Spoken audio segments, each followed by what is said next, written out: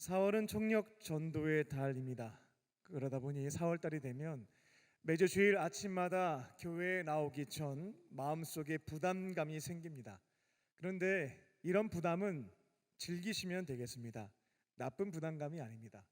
예수님이 말씀하신 영혼 구원에 대한 부담감이기 때문에 좋은 부담감, 거룩한 부담감으로 4월 한 달간을 즐기시며 가면 되겠습니다. 우리 구원자이신 예수님이 우리에게 유언처럼 남겨놓으신 말씀이 있는데 그게 바로 전도입니다. 다른 것은 다 못하더라도 전도만큼은 꼭 해라. 복음을 전함으로 죽어가는 영혼들을 건져내어 살리라고 하셨는데 지옥 가는 사람들을 건져내어 천국 가는 사람으로 만들라고 하셨습니다. 4월 한 달 동안은 이렇게 내 곁에 여전히 구원받지 못한 사람들을 긍휼히 여기면서 나의 구원자이신 예수님이 나에게 부탁하신 그 일, 지상명령을 감당하는 것입니다.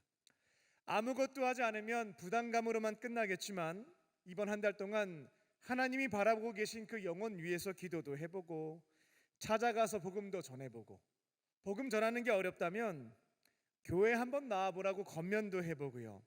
그렇게 주시는 말씀에 따라 행하게 되면 그 과정에서 주님과 친밀한 교제도 나눌 수가 있고 예수님의 은혜와 재미나게도 일하심도 체험하게 됩니다.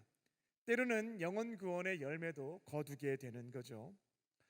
오늘 아침 둘째가 자랑스럽게 3명 전도했어요 라고 이야기하기에 아주 잘했다라고 칭찬을 했습니다. 하지만 이후에 아내를 통해서 소식을 들어보니까 아침 8시 40분에 학교 앞에서 3명의 친구를 애타게 기다렸으나 만나기로 했던 친구는 한 명도 오지 않았다라고 하는 소식을 들었습니다. 그래서 어렸을 때에 제 생각이 문득 났습니다. 친구들 초대했는데 아무도 안 온 거죠. 저는 그 당시에 울보였기 때문에 많이 울었습니다. 그래서 그때 생각이 나서 가족 카톡방에 글을 남겨놓았습니다.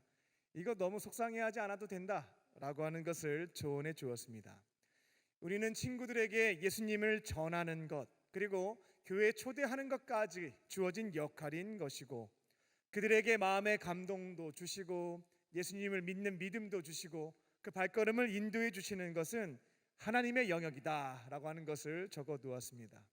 둘째는 나에게 주어진 영역에서 최선을 다했으니까 하늘의 상급이 클 것이고 그 3명의 친구들은 하나님이 정해놓으신 시간표에 따라서 결국 교회에 나와서 예수님 믿고 구원받게 될 것이니까 속상해하지 말아라 라는 것도 덧붙여서 남겨놓았습니다. 그리고 앞으로도 계속해서 예수님 모르는 친구들에게 너가 믿는, 너가 경험하고 있는 예수님도 이야기하고 교회로 초대하자고 권면했습니다.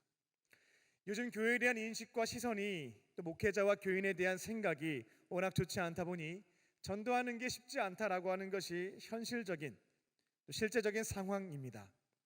사회적으로 교회라고 하는 곳이 선망의 대상이고 또 목회자 또 교인이라고 한다면 리스펙한다 라고 하는 정서가 깔려 있다고 한다면 전도는 어렵지 않을 겁니다. 그들이 선망하고 있는 집단과 대상에게 만남을 가질 수 있고 소속할 수 있기 때문에 그렇습니다. 언제쯤 나를 초대해 주려나 라는 생각이 깔려 있는 상황에서 전도는 쉬운 일에 해당된다라는 겁니다. 정말 꿈과 같은 이야기다라고 보실지 모르겠습니다만 대한민국 선교 초기부터 90년대까지는 실제로 있었던 일이었습니다. 전도가 정말 쉬웠던 시절이었습니다. 하지만 최근 교회 밖에 계신 분들의 이야기를 들어보게 되면 교회 다니는 사람을 특히 조심해야 된다고, 말을 엄청나게 잘한다고, 그 사람들한테 속아 넘어가면 안 된다고 이런 얘기를 듣게 됩니다. 가장 믿을 수 없고 신뢰할 수 없는 집단이 교회에 소속된 사람들이다 라고 하는 얘기도 간혹 듣게 됩니다. 이와 같은 시대 속에서 우리에게 주어진 지상명령 복음과 예수님을 전하기 위해서 이제 우리가 필수적으로 준비해야 되는 것이 오늘 말씀의 제목으로 있는 그리스도인다움이라는 겁니다. 우리가 삶의 영역에서 그리스도인답게 살아갈 때에 그 영혼에게 복음을 전할 수 있는 기회와 실행을 할 수 있다라는 겁니다.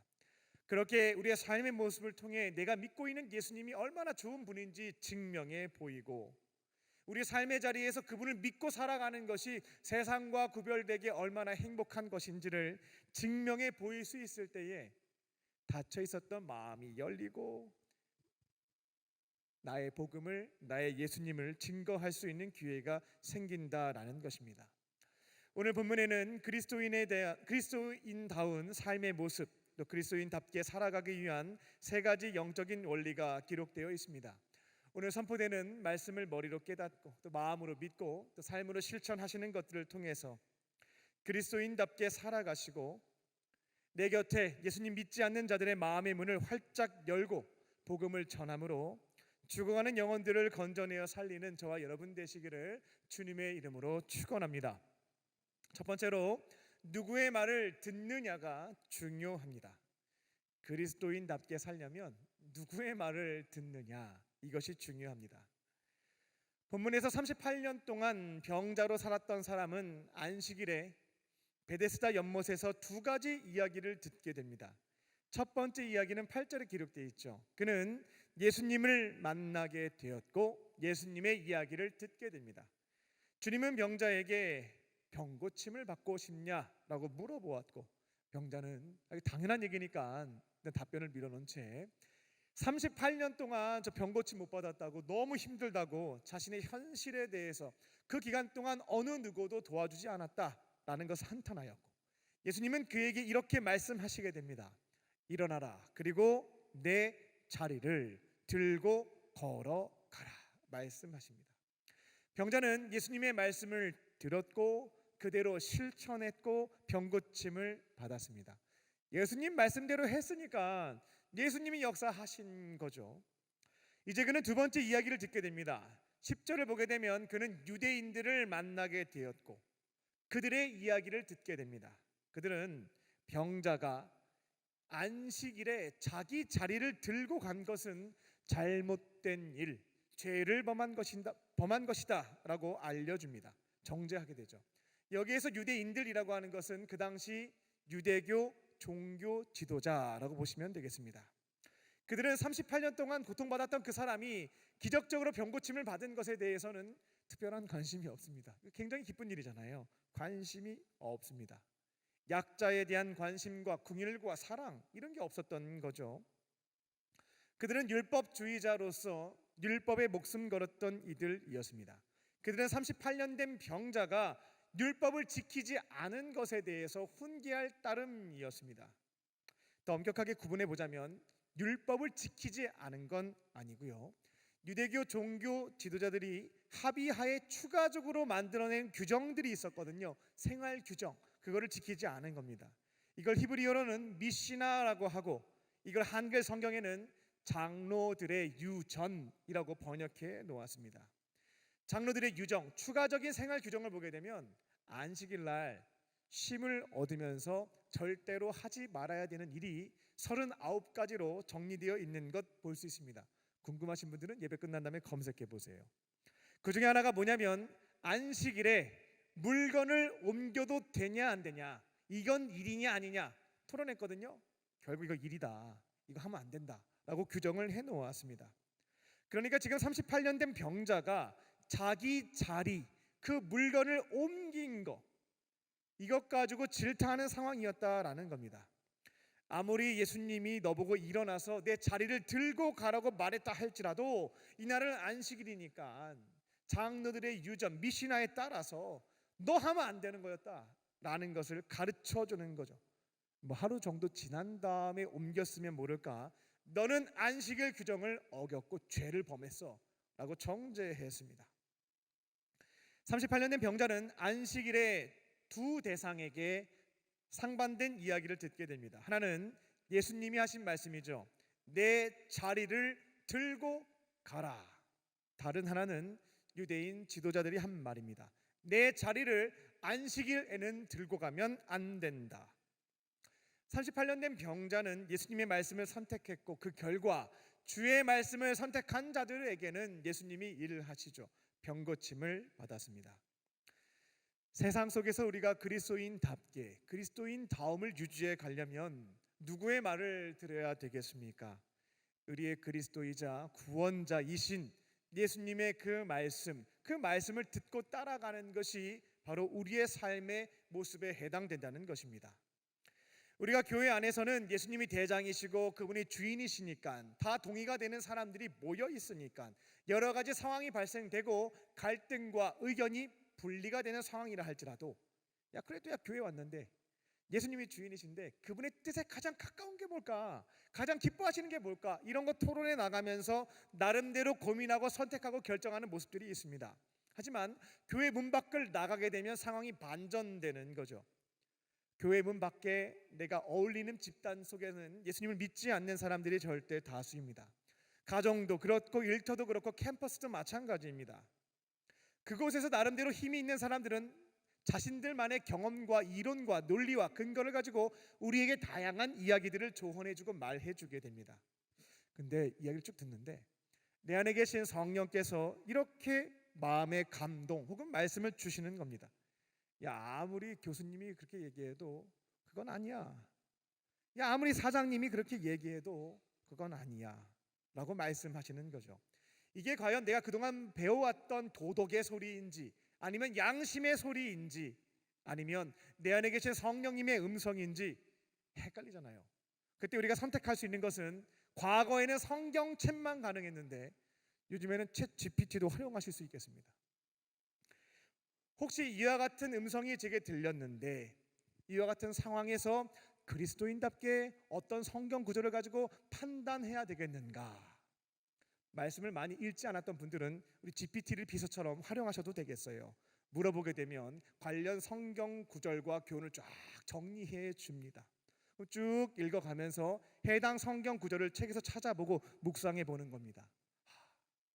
나에게 방금 말씀하시고 감동 주셨던 분이 이 성경 구절을 보니까 이거는 성령님이 맞다. 판단이 되고 확신이 서는 거죠. 그러면 내 주변에 있는 절대 다수의 사람들이 아니다라고 얘기를 하더라도 주님이 맞다라고 말씀하셨다면 그대로 용기 내어서 실천해 보는 것입니다. 하지만 많은 경우 갈등만 하다가 포기하는 경우가 많을 겁니다.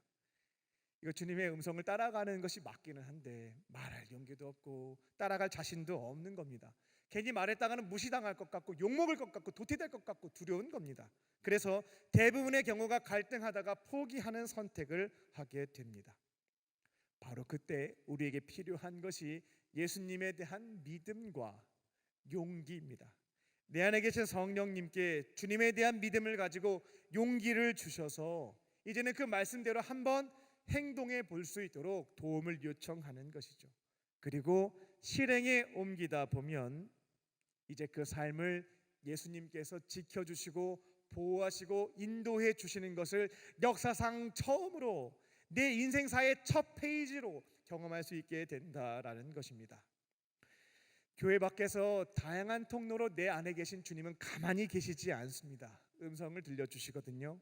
갈등하다가 포기하지 말고 조금도 젊었을 때, 조금도 어렸을 때 믿음을 가지고 선택하고 행동하실 줄로 믿습니다. 조금 더 빠른 시기에 그 같은 경험을 가져야 이제 앞으로 더 큰 일들을 겪게 되었을 때 자신감을 가지고 그 음성에 순종하며 갈 수 있다라는 겁니다.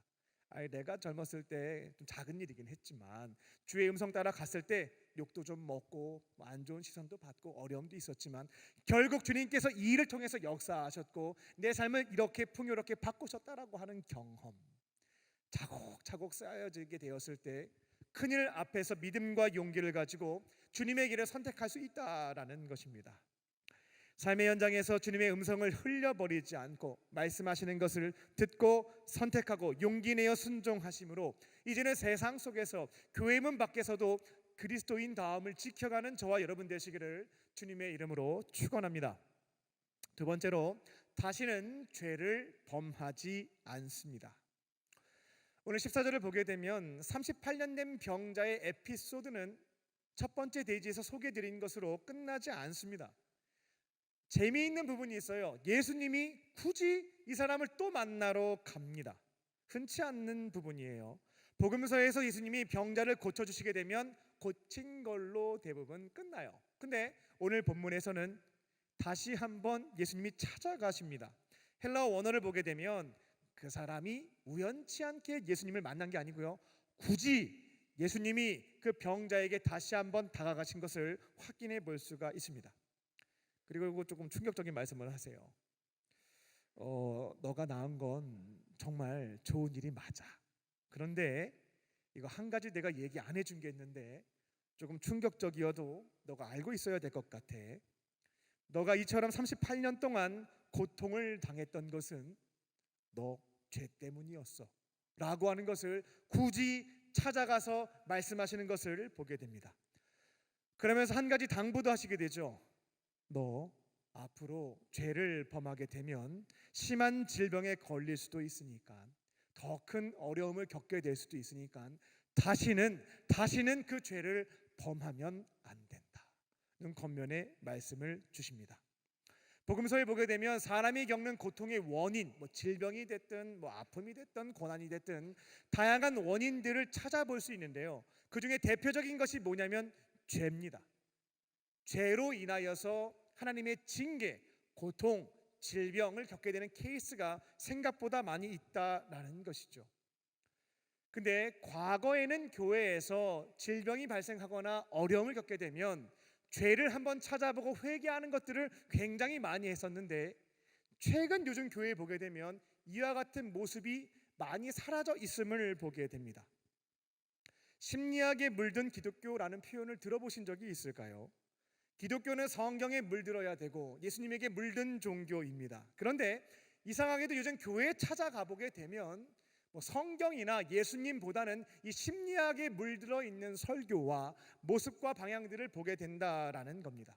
여기가 교회인지 아니면 심리 상담소인지 아니면 교회인지 힐링 캠프인지 구별하기 어렵다라는 겁니다. 누군가 고통을 겪게 되었습니다. 근데 이건 누가 보더라도, 내가 보더라도 이건 나의 잘못과 죄가 확실한 겁니다. 그래서 하나님의 어떤 고통, 징계를 받게 된 것이죠. 근데 우리는 성경에 물들지 않고 심리학에 물들어서 그 사람에게 이렇게만 조언하는 겁니다. 아니라고. 당신 죄 때문이 아니라고.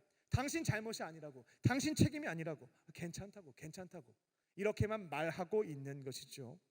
근데 누가 보더라도 엄격하게 보자면, 하나님의 시선으로 점검해 보게 되면 그 사람의 잘못, 죄가 원인인 케이스가 분명히 있다라는 겁니다. 그러면 징계받는 동안 이 징계의 원인에 해당되는 나의 죄를 고백하고 회개함으로 원인을 제거해야 되는데, 성경과 성령의 음성과 말씀에 감동받지 않고 심리학에 물들어서 그 사람을 도와주고자 괜찮다고, 당신 책임이 아니라고, 죄 때문이 아니라고 섣부르게 얘기해서 그 사람을 썩게 만드는 그 원인을 제거할 수 있는 기회를 놓치게 만드는 케이스가 종종 발생하고 있다라는 겁니다.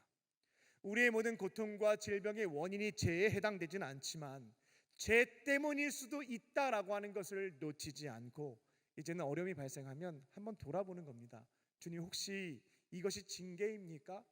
내 죄로 인한, 내 잘못으로 인한 것입니까? 라는 것을 묻고 말씀하시는 것이 있다면, 책망하시는 것이 있다면 잠시 고통스럽고 슬플 수는 있겠지만 주님께서 깨끗하게 고쳐주실 것을 믿고 감사와 기쁨의 고백으로 바꾸면서 이 시간을 걸어가셔야 되겠습니다. 우리가 배가 아파서 병원에 갔습니다. 우리 의사 선생님이 다양하게 진료하신 다음에 암이 발견됐습니다 라고 말씀하시는 거죠.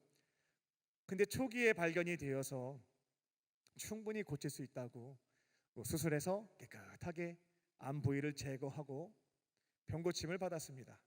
처음에 선생님에게 암 선고를 받게 되었을 때는 충격이죠. 우울하고 슬플 수 있겠습니다. 하지만 수술 받고 깨끗하게 나았어요. 그러면 이후에 나오는 반응은 선생님 감사합니다 라는 고백이고요. 이제 더 이상 배 안 아프잖아요. 건강하게 살아가면 되겠습니다. 우리에게 여러 가지 고통의 문제가 다가오게 됐을 때에 한번 돌아보는 겁니다. 내 죄 때문인가? 라고 하는 것을 돌아보는 것이죠. 그리고 성령님께 질문을 드렸는데, 내 잘못 때문이다, 너 죄 때문이야 라고 말씀하시는 것이 있으면 속상하고 슬플 수는 있겠지만 그대로 낙심하거나 절망하지는 않습니다. 빨리 나의 생각과 마음을 감사하는 것으로, 기뻐하는 것으로 바꾸고 회개의 가정을 걸어가는 것이죠. 우리 예수님은 못 고치시는 죄가 없습니다. 용서 안 해주시는 죄도 없습니다. 지금 징계를 주신 것은 그 암덩어리를 제거하기 위한 것이지 여러분의 자존감을 박살내고 여러분을 실망시키고 낙심시켜서 여러분을 파멸로 이끄시는 것이 아니다라는 겁니다. 암덩어리를 제거해서 영적으로 강건하게 사랑하는 나의 자녀들이 건강하게 살아갈 수 있도록 약간의 징계를 주셨다라는 겁니다. 큰 문제가 발생하게 되면 이제는 내 안에 계신 성령님께 한번 물어보세요. 두렵고 떨리고 속상할 수 있겠지만 물어보십시오. 저는 늘 이 작업부터 시작합니다. 회개할 게 있습니까? 회개할 게 있나요? 우리 공동체의 어려움, 청년들의 어려움을 겪을 때도 마찬가지입니다. 가장 먼저 물어봅니다. 혹시 제가 회개해야 될 것이 있습니까? 라는 것. 그때 아무 말씀 안 하시면 괜히 막 우울해하지 마시고요. 책망하시는 것이 있다면 그때는 오히려 감사하는 마음으로 나의 죄를 회개하시고 징계의 원인 제거도 하시고 이제는 깨끗해져서 거룩한 삶으로 걸어가게 되실 줄로 믿습니다. 그렇게 지금은 많이 부족하지만 주님의 도우심으로 하나씩 둘씩 회개하심으로 세상 속에서 그리스도인답게 살아가는 저와 여러분 되시기를 주님의 이름으로 축원합니다. 끝으로 보여주신 대로 일을 합니다. 세상 속에서요 너무 목표 잡고 계획 세우고 아둥바둥 살면서 실족하지 마시고요, 보여주신 대로 행하시면 되겠습니다. 그리스도인은 자기 마음대로 사는 사람들 아닙니다. 그리스도인은 예수님이 오늘 말씀하셨던 것처럼 하나님이 보여주시는 대로 행하는 사람들입니다. 이제 유대인 종교 지도자들은 안식일에 병고침 받은 사람에게 그 기쁨을 같이 함께 누려야 될 텐데 훈계했죠. 잘난 척했습니다. 너는 안식일 규정도 잘 모르고 죄를 졌으면서 그 병고침 받았다고 기뻐하고 있는데 너 좋아할 것만은 아니다, 뭐 이런 거 얘기하는 거죠. 내가 다시 한번 알려주는데 안식일에 짐 들고 가는 거 아니야. 너 그거 틀린 거야. 그거 잘못한 거야. 훈계하는 거죠. 요거 통해서 지금 뭐 하는 거냐면 나는 너보다 믿음 좋은 사람이야 라고 하는 것을 보여주고 있는 거죠. 그리고 너는 병고침 받고 특별한 은혜 경험했다고 마치 하나님에게 특별한 은혜를 경험했다라고 하면서 나의 권위와 이 지도자들을 무시하는 경향이 나타날지 모르겠는데 너 신앙 수준은 나보다 한참 밑이야. 너 안식일 규정도 몰랐잖아. 뭐 이런 얘기하고 있는 겁니다. 이런 교만에 빠져서 38년 만에 병고침을 받았는데요, 얼마나 기뻐요. 같이 기뻐하면 되잖아요. 근데 정죄하고 있는 겁니다. 그렇게 자신의 존재감, 종교적인 우월감 뽐내고 있는 거죠. 그리고 16절을 보게 되면 그 안식일 규정을 지키지 않은 예수님에 대해서 박해합니다. 요즘 우리 시대의 얘기로 표현을 써본다면 혐오하기 시작했어요. 안식일의 주인께서, 안식일을 직접 만드신 분께서, 안식일의 가장 중요한 정신이죠. 생명을 파괴하는 게 아니거든요. 안식일의 핵심은 뭐냐면 생명을 살리는 겁니다. 그래서 쉼을 주신 거거든요. 그걸 만드신 분이 그분의 뜻에 따라 38년 동안 그 생명이 너무나 힘겹게 살아갔던 그 사람을 살려주셨습니다. 안식일의 정신에 가장 맞는 것을 안식일의 주인이 행했다라는 겁니다. 그런데 뭘 모르는 그 사람들이 지금 안식일을 만드신 분 앞에서, 안식일의 주인 앞에서 어느 안전이라고 이러쿵 저러쿵 잘난 척을 하고 있는 상황이다라는 겁니다. 17절입니다. 친절하신 예수님은 그처럼 자기 교만에 빠져 있는 사람에게 한 가지 예측하지 못했던, 들어보지 못했던 말씀을 하시게 됩니다. 안식일에 나의 아버지 하나님께서는 놀고 계시지 않고 일을 하고 계셔 라고 하는 충격적인 메시지를 선포하시게 된 거죠. 나의 아버지가 안식일에 쉬지 않고 일하고 계시기 때문에 내가 일한 거다라는 것을 알려주시게 됩니다. 여기에 놀라운 표현이 하나 있는데 뭐냐면 하나님에 대해서 내 아버지, 우리 아버지 말고요, 내 아버지라고 말하신 부분이에요. 이건 뭐냐면 하나님과 나는 특별한 관계야, 나는 하나님의 유일한 아들이야 라고 하는 것을 표현하신 부분입니다. 그리고 예수님이 하나님의 아들이라고 한다면 결국 예수님도 인간이 아니라 신의 아들이니까 신이구나 라고 하는 것을 밝혀주신 대목입니다. 그래서 18절을 보게 되면 유대인들이 안식일에 하나님이 일하고 계신다는 그 말씀보다 감히 하나님, 창조주 하나님에 대해서 내 아버지라는 표현을 썼다는 것으로 자신을 하나님과 동일한 존재, 동일시했다는 이유로 예수님을 죽이려고 결심한 것도 볼 수가 있습니다. 진짜 하나님의 아들이 나 진짜 하나님 아들 맞다 라는 것을 알려준 건데, 진리를 가르쳐 준 것인데 지금 거짓말하고 있다고, 신성 모독했다고, 죽여야 되겠다고 생각했던 것이 그 당시 유대교 종교 지도자들이었습니다. 19절입니다. 오늘 봉독은 18절까지 했지만 19절 말씀도 보겠습니다.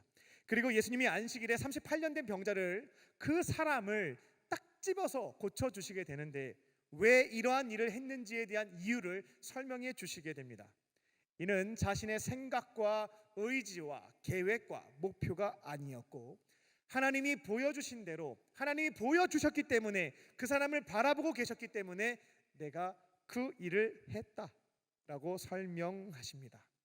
예수님이 공생의 사역을 하면서 나는 하루에 한 명 정도는 고쳐줘야지, 병자 중에서도 한 30년 이상 된 사람부터 고쳐줘야지, 뭐 이렇게 목표를 잡고 계획을 세운 다음에 움직이신 것이 아니다라는 겁니다.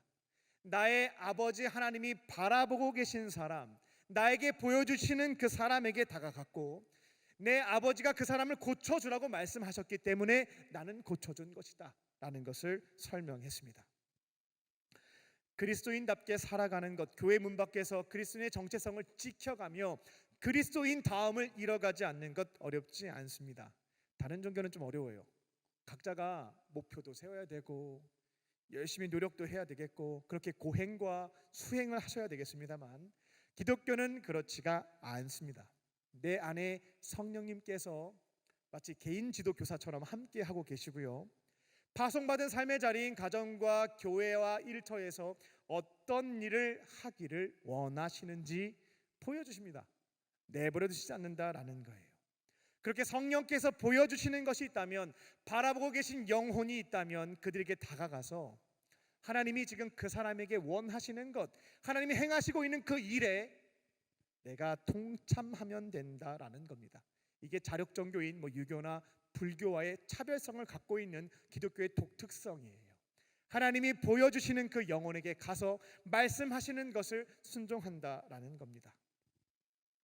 이제는 내 안에 계신 예수님이 나와 함께 하심을 믿으시고 파송받은 삶의 자리에서 내 안에 계신 성령께서 보여주시는 것이 있다면, 말씀하시는 것이 있다면 하나님이 행하시고 있는 그 일에 나의 손과 나의 발을 포개어서 동참하며 순종하실 줄로 믿습니다. 반대로 하시면 안 되겠어요. 많은 경우에 가정과 교회와 일터 캠퍼스에서 내 계획을 가지고 나의 손과 나의 발로 열심히 일을 하기 시작하죠. 그러면서 어떻게 기도해요? 나의 손에 예수님 역사해 주세요, 나의 발에 예수님이 좀 발을 포개서 도와주세요 기도하는데 이거는 타종교 얘기입니다. 기독교는 예수님이 보여주시는 것, 행하고 계신 것에 나의 손과 나의 발을 포개는 것입니다. 삶의 자리에서 주님과 함께 보여주신 대로 행하심으로 그리스도인답게, 또 그리스도인 다움을 잃지 않는 저와 여러분 되시기를 주님의 이름으로 축원합니다.